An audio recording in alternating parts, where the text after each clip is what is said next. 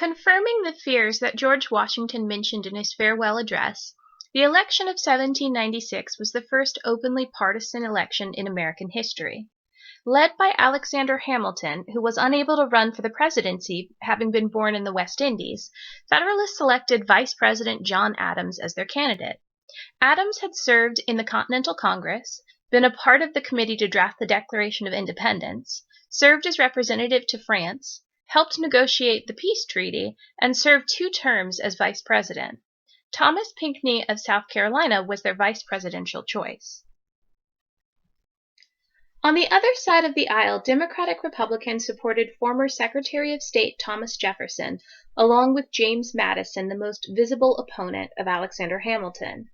New Yorker Aaron Burr was intended as vice president. Although contested, the election of 1796 was not decided by popular majority.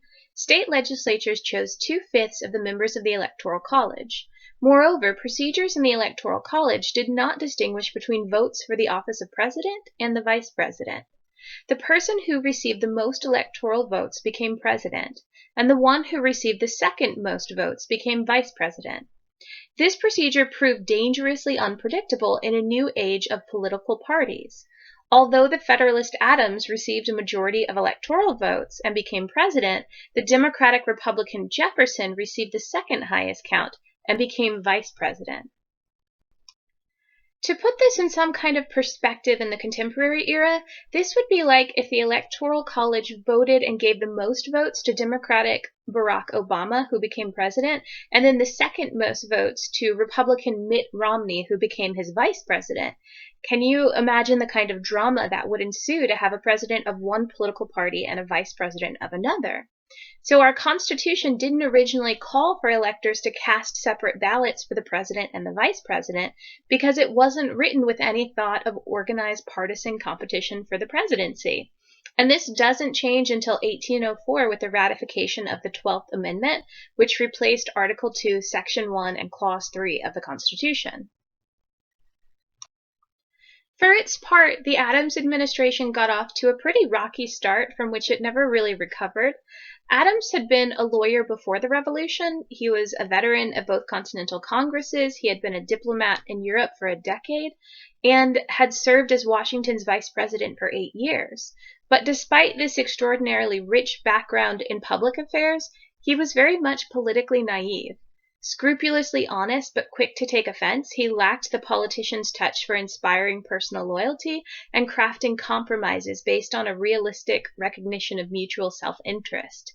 Adams spent most of his administration fighting Alexander Hamilton for leadership of the Federalist Party, as being president in this time period did not make one the de facto leader of the party. John Adams' style was to leave domestic matters to Congress and to control foreign policy himself. Not only did the Constitution vest the president with responsibility for foreign policy, but perhaps no other American had as much diplomatic experience as Adams, and as a result of his outlook, much of his domestic policy is intertwined with his foreign policy, for diplomatic issues often sparked a domestic reaction that consumed the president and the nation. And so in this particular lecture, we're sort of weaving his foreign policy and his domestic policy together. But by putting the interest of the country before those of his party, he almost single-handedly prevents a near certain war with France and possibly civil war at home. The price he paid was a very badly split Federalist Party that refused to unite behind him when he sought re-election in 1800. Now, against this background of partisan resentment, Adams faced an increasingly hostile relationship with France.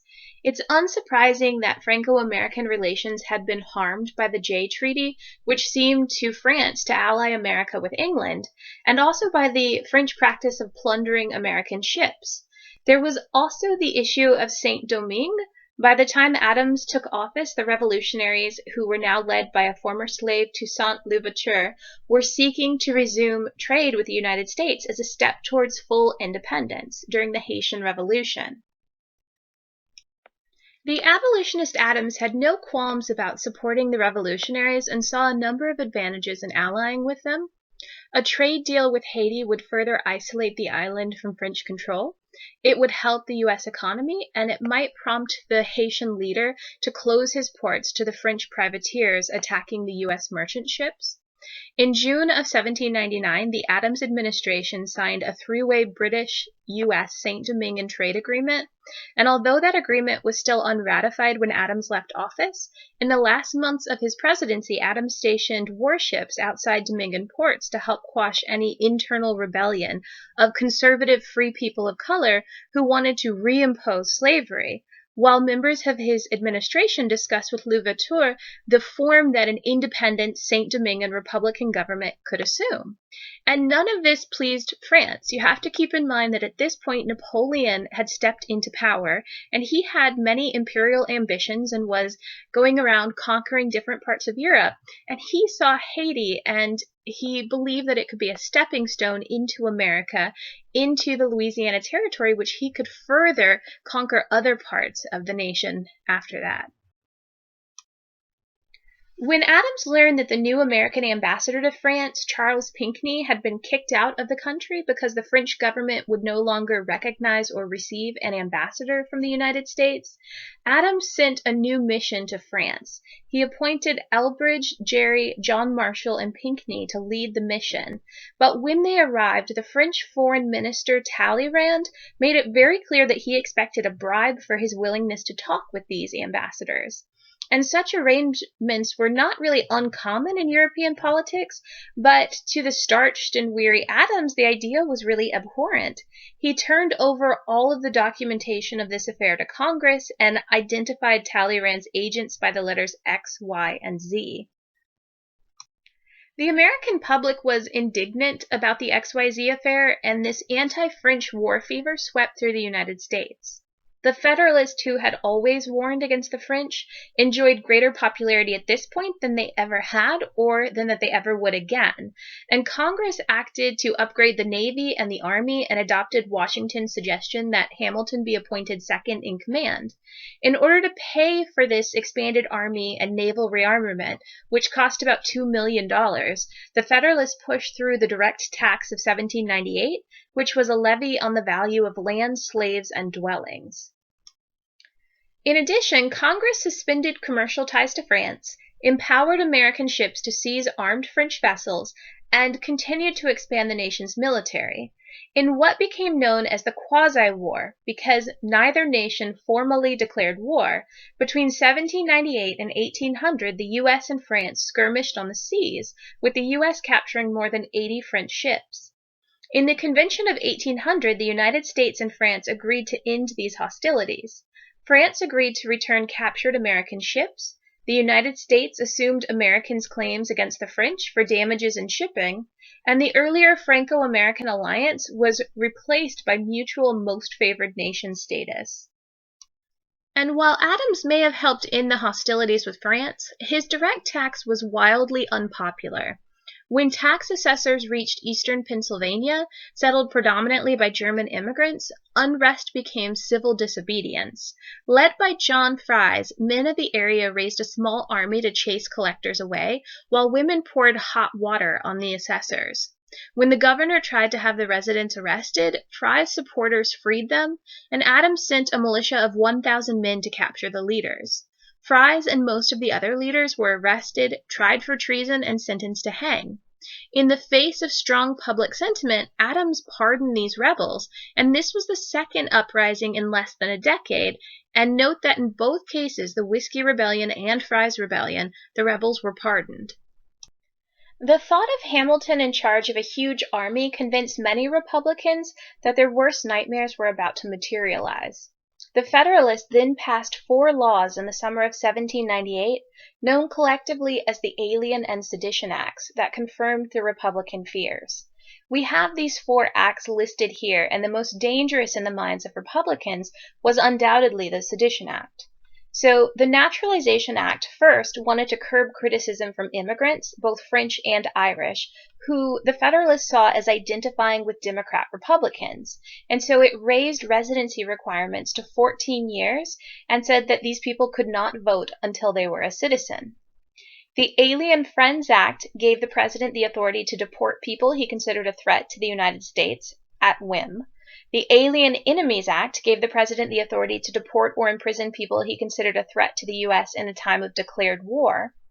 And the Sedition Act made it a federal crime to engage in any combination or conspiracy against the government to utter or print anything false, scandalous, and malicious against the government, which is essentially censorship of the worst kind.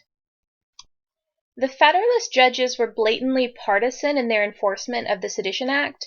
25 individuals, mostly Republican editors, were indicted under the act, and 10 were convicted.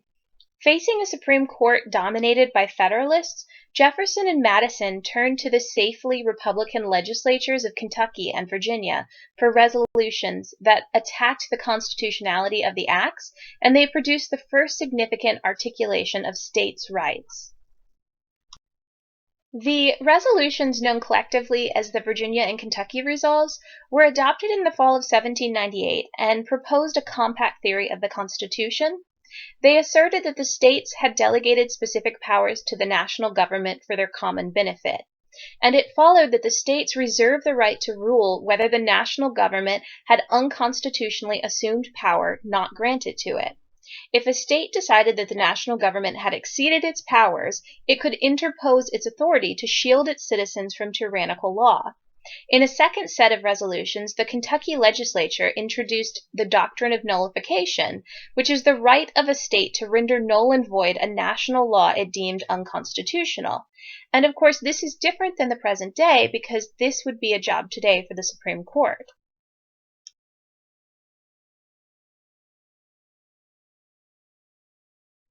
Now, the aim of Kentucky and Virginia with this nullification issue was not necessarily to break the Union up, but they wanted to preserve the Union by protecting their civil liberties. And this concept of nullification is going to become very important in American history because it will later be used by Southerners to support nullification and ultimately to secession just prior to the American Civil War. Jefferson and James Madison hoped that these resolutions would rally voters to the Republican Party as the defender of threatened American liberties, but not a single additional state seconded them. In the end, what aroused popular rage against the Federalists was not legislation directed towards aliens and subversives, but the high cost of Federalist taxes. Fry's rebellion reflected an air of menace that tore through the country as the presidential campaign of 1800 approached. The army was chasing private citizens whose only crime in the eyes of many was that they were honoring their revolutionary heritage by resisting hateful taxes. Federal soldiers also roughed up Republican voters at polling places. Southern Republicans talked in private of the possible need to resist Federalist tyranny by force, and failing in that, to secede from the Union. Hamilton and his backers, known as the High Federalists, saw in the Kentucky and Virginia resolves a regular conspiracy to overturn the government. No one did more to diffuse this charged atmosphere than President John Adams. The Federalists depended for their popular support on the expectation of war on France, which as late as 1798 had swept them to victory in the congressional elections. But still, Adams refrained from asking for a declaration of war, which would have helped his party. He recognized that war with France could trigger a civil war at home, and Hamilton and the High Federalists, he feared, would use war as an excuse to crush the Republican opposition in Virginia. So fearful of Hamilton's intentions and unwilling to run the risk of militarizing the government, Adams broke with his party and decided to reopen negotiations with France in February of 1799. The Franco-American Accord of 1800 that resulted from Adams' initiative released the United States from its 1778 alliance with France, and in return the U.S. surrendered all claims against the French for damages done to American shipping. The prospect of peace with France deprived the Hamilton Federalists of their trump card in the election. The Republicans could no longer be branded as the traitorous friends of an enemy state. The enlarged army with no foe to fight became a political embarrassment, and the Federalists dismantled it. Although rumors of possible violence continued to circulate, the Republicans grew increasingly confident that they could peacefully gain control of the government. The Federalists, hampered by party disunity, could not counter the Republicans' aggressive organizational tactics. They found it distasteful to appeal to common people. Wherever the Republicans organized, they attacked the Federalists as monarchists, plotting to undo the gains of the Revolution. The Federalists responded with emotional appeals that depicted Jefferson as a godless revolutionary whose election would usher in a reign of terror. The effect, intoned the Reverend William Lynn, would be to destroy religion, induce immorality, and loosen all bonds of society. Attacks like Lynn's reflected the fears of Calvinist preachers that a tide of disbelief was about to submerge Christianity in the United States. Deism, an Enlightenment religious philosophy popular among leaders of the Revolutionary era, was making inroads among common citizens as well. Deists viewed God as a kind of master clockmaker who created the laws by which the universe runs, but otherwise leaves it alone. They rejected revelation for reason, maintaining that the workings of nature alone reveal God's design. These developments convinced Calvinist ministers, nearly all of them Federalists, that the atheism of the French Revolution was infecting American republicanism. The Democratic Republicans won the election of 1800 by mobilizing voters through strong party organizations. Voter turnout in 1800 was twice what it had been in the early 1790s, and most of the new voters were Democratic Republicans. The direct tax of 1798 cost the Federalists the support of commercial farmers in the mid-Atlantic states. Artisans in port cities had already switched to the Republicans in protest over Jay's Treaty, which they feared left them exposed to a flood of cheap British imports. Adams carried New England and had a smattering of support elsewhere. With New York added to their solid base in the South and the back country, the Jeffersonians gained an electoral majority. Party unity among Republican electors was so strong that Jefferson and Burr each received 73 electoral votes. Consequently, the election was thrown into the House of Representatives, which until the newly elected Congress was seated, was still dominated by Federalists. Hoping to deny Jefferson the presidency, the Federalists in the House backed Burr. The result was a deadlock that persisted into the early months of 1801, when the Federalists yielded. Informed through intermediaries that Jefferson would not dismantle Hamilton's fiscal system, enough Federalists cast blank ballots to give Jefferson the majority he needed for election. The 12th Amendment of the Constitution, ratified in 1804, prevented a similar impasse from arising again by requiring electors to cast separate ballots for president and vice president at this point.